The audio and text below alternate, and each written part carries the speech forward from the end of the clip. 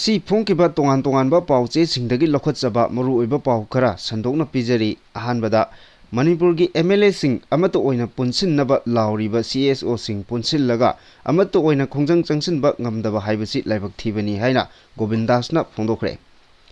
Manipurda lairiba MLA sing amato oina punsinnaba lauriba lamdam asigi CSO sing asi punsillaga amato oiba khongjang changsinba ngamdana lairibasi laibak thibani haina Bishnupur Kendragi MLA Govindas Konthaujamna phongdokre Bishnupur Municipal Council Ward number 5 amasung 6 ki apunba club ama oiriba Youth Welfare Organization gi nongna saba building sangabagi thoromda MLA Govindasna wafamasi phongdokladuna makhatana haikibada lamdam masida lairiba CSO sing asi amato oina punsinba ngamlabadi MLA humpu asi punsinbada araiba thabak ama oigani luribadi CSO sing asi phawba amato oina punsillaga khongjang changchinminaba ngamdriba asini nakal amoromda laikai amada club ama leiba haibasi yamna maru oiba Thaudang amane adubu laikai club leirabasu laikai adugi naha singna punsinduna chakhat thaurangi thabak amasung matamgi oiba issue singda khannadrabadi club leibagi kanaba laite Bishnupur Kendragi manung channa leiriba thinungai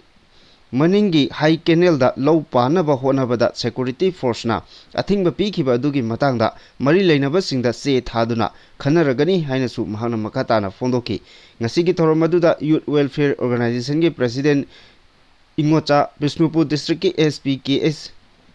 Shivakumar Bishnupur Ward number 6 ki Councillor W Radhe Ward number 5 ki Councillor TS Indramani amadi Manipur University ki Art and Culture ki Department ki Head S Ibotom bisu saruk yakhi thorom adugi saruk ama oina MLA Govindas Konthaujamna luchingduna u chara kaya su thaki Brokers kara de masagi mathau nithi jana tawui mahutta politicians sing sida finger point or politicians sing si akoibu sing sida bhona basi khwaidai hena laibak thi manai na aidi thamjani maramaduna aina appeal tawjari madudi Manipur gi lariba praja akoi punama akoi gi politicians sing budi punsilo haibi whether akoi gi lariba organization sing sida punmangam de akoi gi praja sing sida organization punamak sing da punsil matamda Manipur de lariba MLA akoi humpu punmadi yam lai Makha tarakpada Gwaltabi Kuki village kadaida leibage haibadu village sipni hariba ngamkhai haukipna mayek sengna taglakadabani haukiba me 13 ta thokiba press statement amada Mahadevada wungbai taunga mari leinana masana masabu sipni haijaba ngamkhai haukipna paliba Gwaltabi Kuki village asigi chapchaba mafam boundary ga konana mayek sengna khanghanbira u haina Youth Paradise Club Gwaltabi Mairapaibi Gwaltabi amadi Village Development Committee Gwaltabi gi President singna kuyek piduna press ta thadorok pachirol amana hanglali chero sina makhatan hai Kuki village asi karamba matamdagi khundarakpano loinana sip oiriba gamkhai haukip hauji mafam kadaida leibage nahaki biodata su mayek sengna khanganbirau loinana nahaki letter head ta palliba langhuitin block Kangpokpi district ki hariba masi map ka loinana sengdokpirakadabani haujik leiriba Gwaltabi maitei khungang asi Imphal East district ta Laikot seat ki manung channa SDO Songbung block ki jurisdiction da yauri hairi cherosin makhatan hai Gwaltabi maitei khungang asi gi nongpok ta thawai tangkhul nongchupta urangpat khada moirangang awanglomda khamenlok Gwaltabi Reserve Forest lay Reserve Forest asigi manungda Gwaltabi maitei khulgi awanglomda Mahadeva Phuramakong natumna singba fawba Imphal Ukhrul lambi 202 gina nongchupta GFMC semduna uwa thajinba maihau langpokna singba kanduna mahuksagi khal kaidanaba ngasi phawba leirakhibani adubu laibak thibadi haukiba me 3,200 ingdagi Kuki singi Erang dagi makhatana me kunipal da khulmei thaduna talaki asigumba awaba asigi khudongchaba lounaba ngamkhai haukipna honarakanu makhatana mari leinaba authority singna khungang maming pangthonda thonjinduna community kayagi marakta pamdaba thodok thoraknaba akanba miyeng changbinabasu serol asina hairi Makhatarpa yamna maru oiba pau amada COVID RN1 Kerala da case chani humbudra humdoi Karnataka da case 32 Thane da case 19 yore lebak asigi capital Delhi da nongna case kulumdoi amagasu thengnakhre India da COVID laichat chandorapagi chang nongmagi leptana hengalagli lebak asigi capital Delhi da RN1 COVID laichat asigi anoba case kulumdoi amasu confirm tawkibaga loinana Kerala da case chaniga humbodra humdoi Karnataka da kunthra manga Bengaluru da kunthra nithoi amasung Thane da taranipan yaukhre anoba COVID laichat RN1 asi Hyderabad amasung Noida da laichat asigi layong kaya singnaba leibadagi tongan ba hospital singi isolate ward singda laichat asigi singnaba anaba sing tongana thamba haukre Kerala Mumbai amadi Delhi da leiriba moruoiba infrastructure ningthina suraba hospital singda su COVID RN1 laichat asigi tonganba bed sing thamduna oxygen marang kaina sillangduna thamnakre hairi hauji India da nongna sandoragliba COVID RN1 laichat asigi phibam kupna yengsinduna Delhi da leiba National Center for Disease Control NCDC na ningthina monitor tawri loinana integrated surveillance unit ICU gi makhada central surveillance unit CSU nasu lebak asida nongna sandoragliba COVID RN1 laichat asina sokhalaba state singda pung kunmari chupna paw phaunare loinana state sing aduda section thorang sing lokali laichat asigi section thorang lokatuna INSACOG na Union Health Ministry of Health amadi Biotechnology ga loinana Council for Scientific and Industrial Research amasung Indian Council of Medical Research ga punna khusamnaduna akhanaba laboratory yankaimari amasu hangdoktuna madudagi panglakpa anoba laichat asigi matau karamna adu khangdoknaba laichat asidagi ngakthoknaba yamna kanna section thorang lokhali hainasu Union Minister na phongdokibaga loinana lebak asigi miyamnasu section na leinaba khangankre amaromda hojik South East Asia gi Hong Kong Thailand Singapore amasung China lebak singda nongna COVID RN1 laichat asi chandorapagi chang nomagi hengatnaragli loinana World Health Organization WHO na anoba COVID RN1 asi kupna yengsilli hainasu pawasina makatari COVID kamari lainaba state ki section thorangi maramda paw matek amatang pijare madudi hojik India da chandoragliba anoba laichat ama oiriba COVID RN1 asiga mari lainana RIMS ki emergency COVID-19 management committee gi mifam ama ngarang pangthokre committee asina hojik nongna sandoragliba COVID RN1 laichat asiga mari lainana Regional Institute of Medical Science RIMS da paikhatliba section thorang singsu yengsinkre lokhuba laihau khanauna bana singba influenza ga mari lainaba layong sing thengnarabadi kudakta doctor tanabiyu RIMS ta changnaina COVID training tawroi adubu Severe acute respiratory infection natraga darkar oirabadi anabasing adu changyeng tawgani loinana state health service na matam gi pirakpa kanglon sing adudi RIMS hospital gi authority na ngakani haina sub committee asina makha tarakli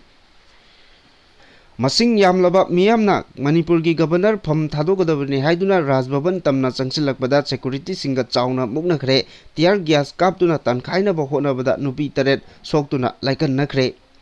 Coordinating Committee on Manipur Cocomi na Manipur Pumba Pungni Punipalgi General Strike Mapung Phana Pangthokraba matung Manipur gi Governor na tha asigi kunda Gwaltabida thokkiba thodok adugi matangda Manipur gi miyamda lale amadi choikre haina chengdokpagi mahutta tuminna lasinbabu yaningdaba phongdoktuna ngarang Cocomi gi maigidagi Manipur miyamga loinana khongjang sing changsin khibaga loinana ngasi khwaramban kaithel phami ima sing amadi miyamna Governor gi banglo tamna thomjinnaba honakre masing yamlaba miyamna banglo tamna thomjinnaba changsilakpada security force na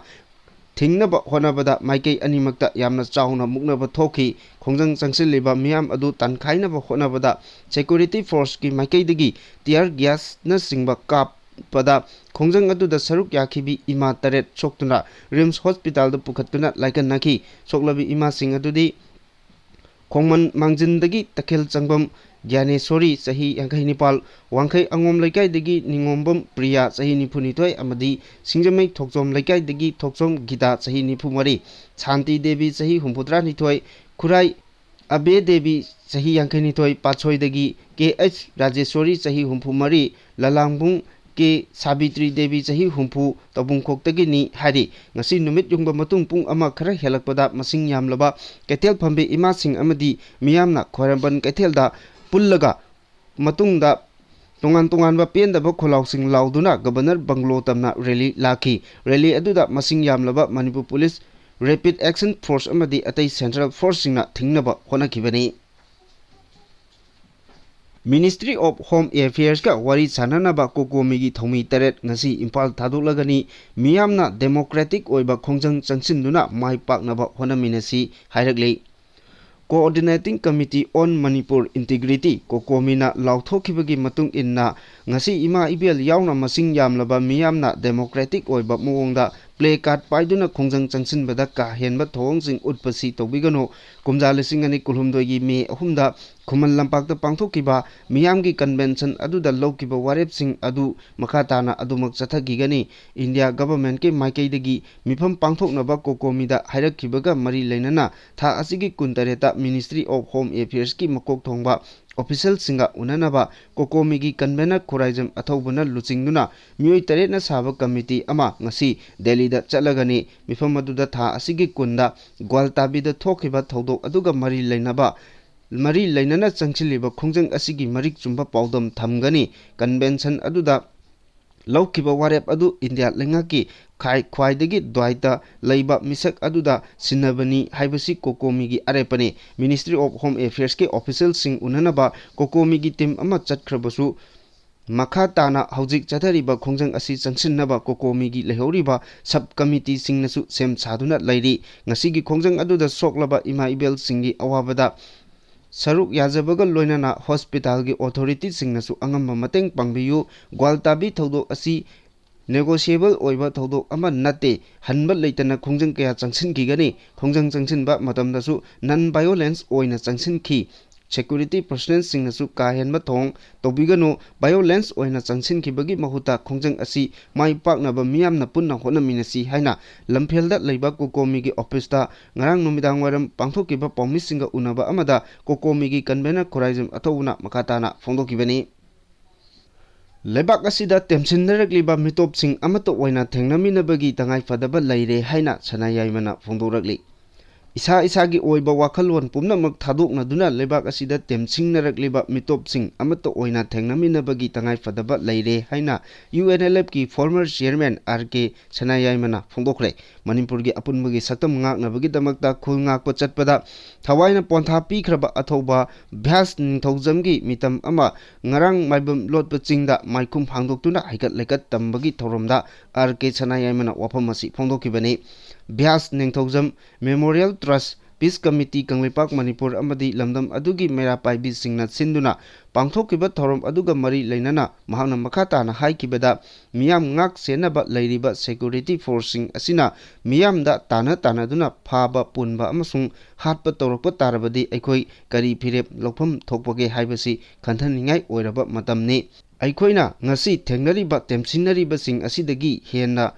temsingnarakpa kaya ama tholakkigadabani maram aduna miyamna punna thengnaminabagi damakta sem chaduna leibagi tangai phadaba matam oirakle haiki thorom aduda ichamgi hanagi president N Rajendro Bhyas Ningthaujam Memorial Trust ki chairman T Khaba Khuman Anul Bishnupur district ki president N Promo UPC Namwol Women Wing ki secretary N Premila su saruk yakhi Operation Sindur military mission khakta natana lebak asina ahongba maikei amada lakpagi khudamni haina Prime Minister na phongdokre Pahalgram terror attack mari lainana India na Pakistan gi mathakta chathagiba Operation Sindur adu military mission khakta nate lebak asida global stage ta honglakliba kaya asi uthoknabagi saklon amani haina Prime Minister Narendra Modi na mahaki ngarang pikhiba man ki barta phongdokre Prime Minister makhata na haikibada ngasidi lebak asigi miyamna terrorism gi mayokta chapchana lepli Indian Army na su Operation Sindur mai pakna pangthokiba adugi damakta thagatpa phongdoi loinana malemgi oina terrorism gi mayokta thengnariba asigi turning point amani loinana India gi hengalakliba asigi symbol amasuni malemgi oina terrorism gi mayokta thengnariba asida Operation Sindurna anoba confidence ama energy ama piri Operation Sindurna India Army na India ga tainaba Pakistan gi border da leiba terror infrastructure kaya precision strike chataduna madugi tawba ngamba adu chapchana otkhi operation sindur asi military action kaktan nate masi lebak asina honglakliba kaya adugi sakdamni operation sindur mai pakna chathakraba matungda lebak asigi city kaya da civil defense youth volunteer kayana saireng iduna isai saktuna amadi angangsina la yektuna sakti leiba message kaya amasu piri mahakna handak Bikaneda khongset pangthokiba adudasu angangsingna ayekpa lai khudol oina pirakhi India lengaki thausil yaningdaba phongdoktuna khongjen kaya chakching changsin nakre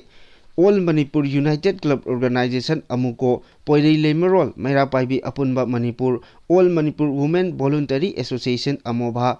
Committee on Human Rights Kohar amadi Manipuri Student Federation MSF ki Lising Makada Thobal District ki United Club Organization ga United Organization All Yaripok United Clubs Organization Khuka Palna Sinduna Unit Organization All Yaripok United Club Organization na koliba area gi club sing amadi mera paibi loop singna Manipur muthatnaba honariba India gi policy gi mayokta miyamgi human chain semduna amadi kholaw kaya lauduna protest tokre thoromaduda saruk yakiba singna phongdokna kibada India lengaki thausilna matam chuppada Manipur gi apunbagi sakambu thugaina bo honariba asigi mayokta punna lemina duna akanba ihok sagatmina ba haibasina hauji aikhogi mangda tariba thodang oiri Kangla phurup naidana punna thengnamina bada thodang lominasi haiki Maka tarakpa aroiba pauda suspended animation thamkiba maramna numit tarani gi manungda lengak semna ba honagadabani haina khaidem manina phongdokre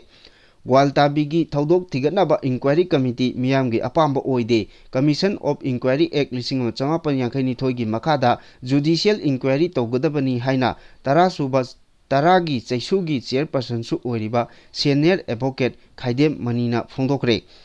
ngarang Yumnam Laikaida Leiba Mahaki Yumda Pangthokpa Paugi Mifam Amada Khaidem Manina Makhata Duna Hai BJP gi MLA Kunthra Teret Amadi Makhoiga Chatminariba Political Party Singi MLA Mathau Ningthina Tawdre Hanagi Lengak Asigi MLA Sing Majority Oidre Aduna Lengak Asi Kaiba Nate Lengak Pak Ngamdabadagi PR Amadi Suspended Animation Thamgiba Oibana Numit Tarani gi Manungda Lengak Semnaba Honagadabani Karigumba Lengak Sembada High Command gi Yatang Ngairaga Laigadaba Oiragadi MLA Sing resign Tawbana Fagani Haina Mahana Phongdoki